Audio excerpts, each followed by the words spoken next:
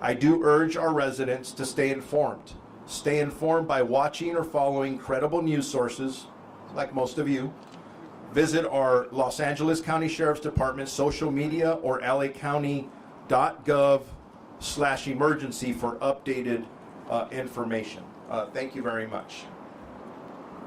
Now I'm going to introduce Kevin McGowan, our Director of Office of Emergency Services for Los Angeles County. Thank you, Sheriff. Our heart goes out to all those that have been impacted by this wildland fire. I also want to say thank you to the residents, as the Sheriff said, but also to all of our field responders and our Emergency Operations Center responders. The county's emergency organization went into its full activation at the onset of the forecast, well before the fire actually started. We saw the significance from the National Weather Service, another great partner during this incident, describing this as a particularly dangerous situation that warranted a really sizable preparedness campaign across the entire county. That continues still at this moment. We still have a lot of risk and threat throughout the county beyond just what's occurring at the Franklin fire. We activated our Emergency Operations Center yesterday at 7 a.m. and it's been activated 24/7 since. It assisted with the Sheriff's Department and the Fire Department, along with our partners at the City of Malibu, with all of our alert and warning emergency notifications. I really want to express my gratitude and thanks to the residents for complying with all those emergency notifications. It takes a team effort for us to do effective evacuations, especially when it's nighttime. Lastly, just to echo what the Sheriff said, real-time information can be found by visiting our website, lacounty.gov/emergency. And with that, I have the pleasure of introducing the mayor for Malibu, Marianne Riggins. Thank you, everyone. Marianne Riggins, Mayor Pro Tem, City of Malibu.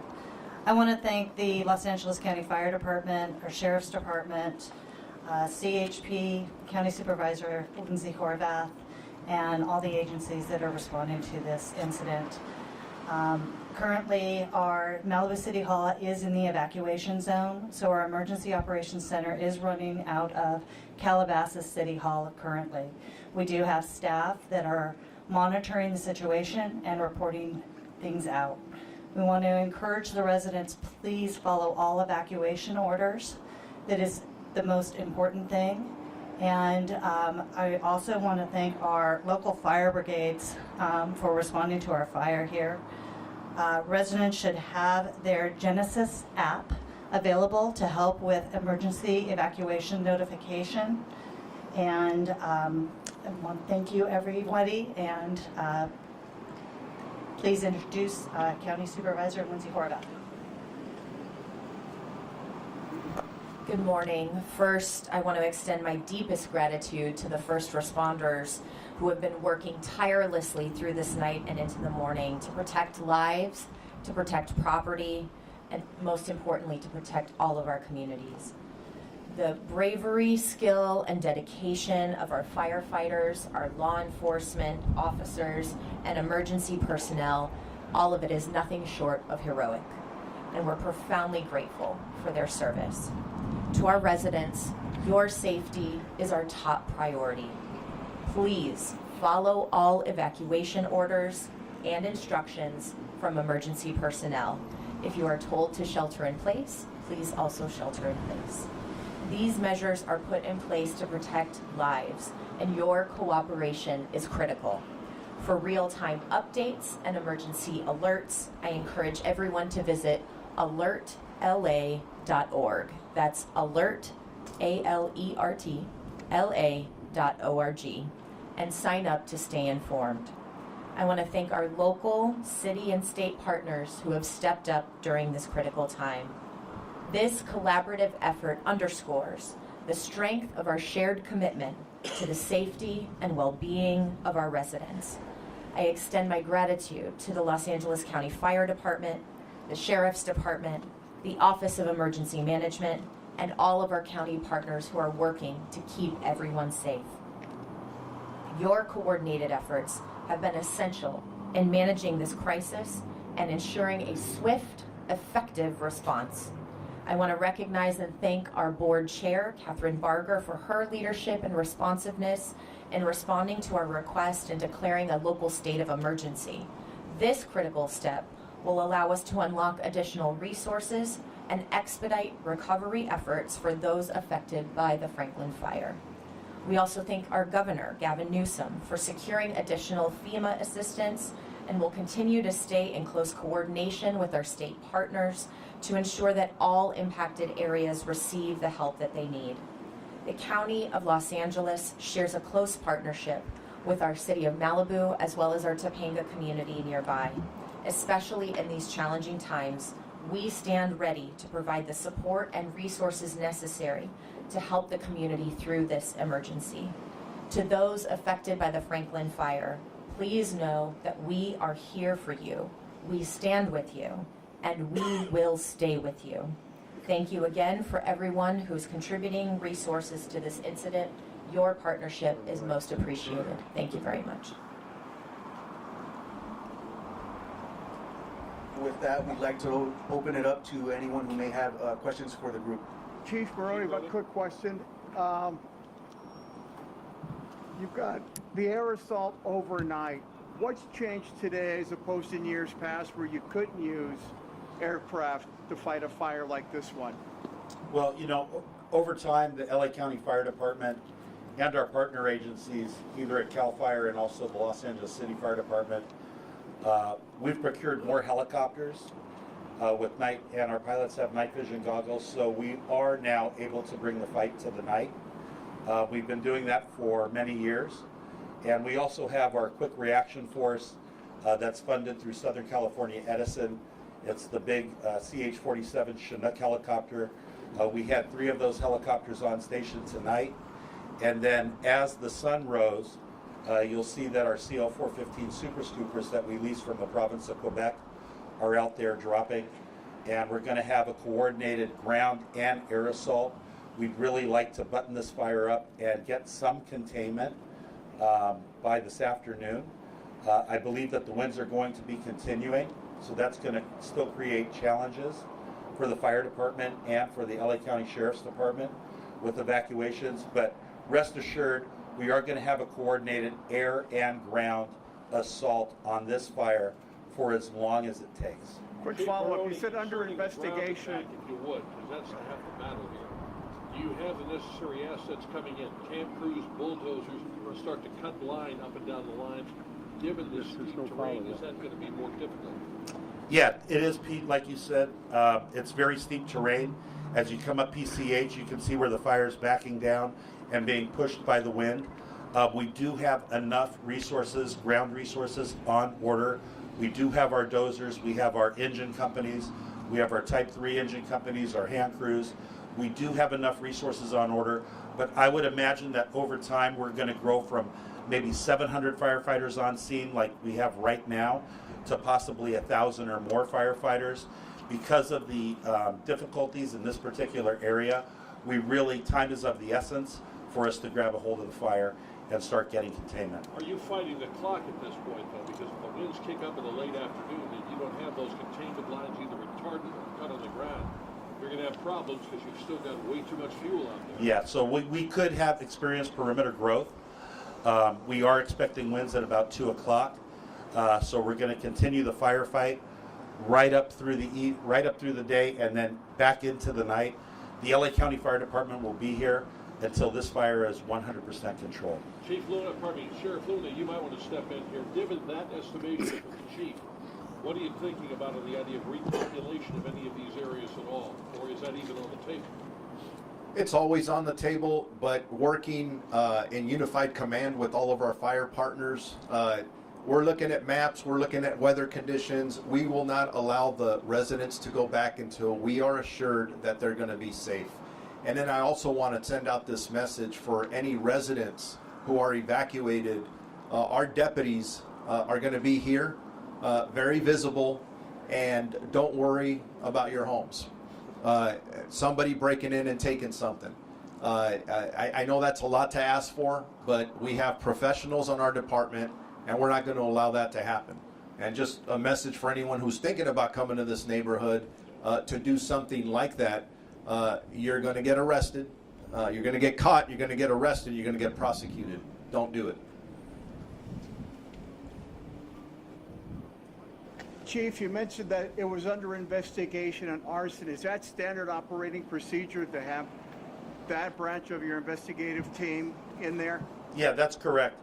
I gave you the real-time information that I have. We do not know the cause of this fire at 10:50 p.m. last night, but the LA County Fire Department and the LA County Sheriff's Department are going to join forces with our arson investigators, because it's going to be critical that we learn why this fire started. And we'll make sure that the news media finds out as soon as we find out.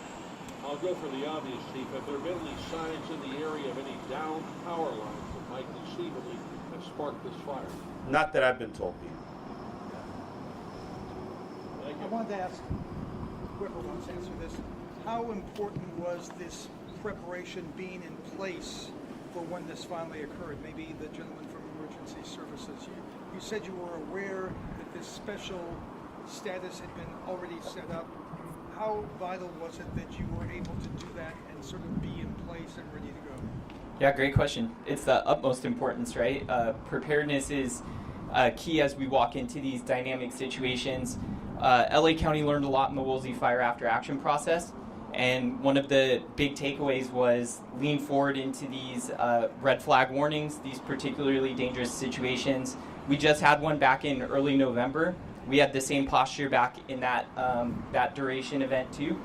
This includes upstaffing, significant coordination across all of our county departments and our city partners, and it is critical in us executing our mission, these complex incidents. And could I have follow-up as far as the fire department placing personnel or getting personnel ready, getting equipment ready? What was done in that sense before this fire began? Yeah, so LA County Fire and the other Southern California fire departments that were under the red flag did have additional crews staffed yesterday and through the night. The Governor's Office of Emergency Services did approve pre-positioning that was compensated for the LA County Fire Department. So we did have additional ground and air resources available to us last night at 10:50. But also our partner agencies that I thanked that the last part of my discussion, the partner agencies as well. We had a very rapid response of mutual aid resources into the Santa Monica Mountains and the Malibu area to assist us with this fire because of those strong winds. And did you have people in Malibu flying any of the air attack last night? Not in the beginning last night. I know that for a portion of time, maybe between 3 and 4 o'clock, our aerial assets did shut down for a while because of the wind speeds, but they are able to operate even with heavy winds, especially the CH-47 and the CL-415s that you see. We will, if it becomes too dangerous for them to drop, we will cut it off, but the minute that those wind speeds subside, we will launch our aircraft once again. But we're going to be here for the duration, and it's going to be a coordinated ground and air assault. Do you anticipate any change in the wind direction in the course of the day and evening? I have not had an opportunity to review the spot weather forecast for today, but I've not been advised that we're going to have a change in wind direction. I was told that it's going to remain a wind out of the north through Wednesday evening at 8 p.m. Regarding maneuverability of choppers overnight, you see NVGs, that's fine. Do they compensate for smoke? Or is there a problem there where you have visibility reduced to the point, say, even with NVGs, we aren't going to risk an air? So NVGs are not going to help us when we get smoked out, and sometimes that's going to cause a reduction in the number of aerial assets that we're deploying, because we have to make sure that we're safe and that we can continue the fight throughout the night. So if we do get smoked out, we will set down until the wind brings the smoke away and then allows us to go back and attack the fire perimeter. So overnight, when you had those particular points where visibility was less than 200, 300 feet, choppers were coming in at 150. Was it the idea you don't call them in unless you literally need air attack on one point where you're going to lose a house or something like that, that's where they were bringing them in? Yeah, well, you know what, Pete? I mean, aerial operations are a combination of perimeter control and point structure defense. So we use helicopters and our aircraft for structure defense, but we also use it for perimeter control. But like you brought up earlier, we need boots on the ground. Unsupported helicopter or aircraft drops do not put out the fire. We actually have to put a line around the entire fire, and this fire at 2,200 acres or more has a lot of unsecured fire perimeter. Excuse me, sir. I know that there's been, especially since Woolsey, more and more kind of CERT teams, fire brigades across the Malibu area that have been built up, including the program I know that Supervisor Horvath you've helped kind of create over the past few years. How crucial have those teams that aren't official firefighters but are CERT teams, community groups, how helpful and needed have they been over the course of the years? Well, they've been very helpful, and I believe that they're very needed because it really needs to be a partnership between the community and public service. And the LA County Fire Department was proud to partner with SD3 and Supervisor Horvath to approve the community brigade. It's the first of its kind in the nation. And I actually saw the Malibu Community Brigade out this morning. So they really bridge that gap between residents and public service. So we appreciate it. We help train them. We make sure that they're safe. But we know that the community appreciates a role in helping protect their community. Is the community brigade going to continue to be part of this process of fighting the fire? I certainly hope so. I'm not going to send them home. Yeah. I wanted to ask one follow-up on the positioning, pre-positioning. Were there extra personnel in Malibu at 10:50 last night ready to move up there? Yes, there was. And we had additional strike teams. We had additional aircraft out of our Barton heliport. We also had additional aircraft out of our Van Nuys tanker base. That's amazing. Yeah. Because we knew that this event was coming. We knew that it was a particularly dangerous situation from the Weather Service. So that gave us the time to upstaff in preparation. Remember in November, we had the last Santa Ana event. We had the Broad Fire. Shortly after the Broad Fire started, we had the Mountain Fire start in Ventura County, and we went to the aid of our partners in Ventura. So we seem to get one significant wildfire every time we have a strong Santa Ana event in Southern California. Is this something that's changed in the last 5-10 years, this approach? Oh, I certainly think that global warming is impacting wildfire throughout the United States, and it's making it even more challenging for fire departments to respond to wildfire. It's undeniable, from my perspective, that global warming is causing more challenges for us.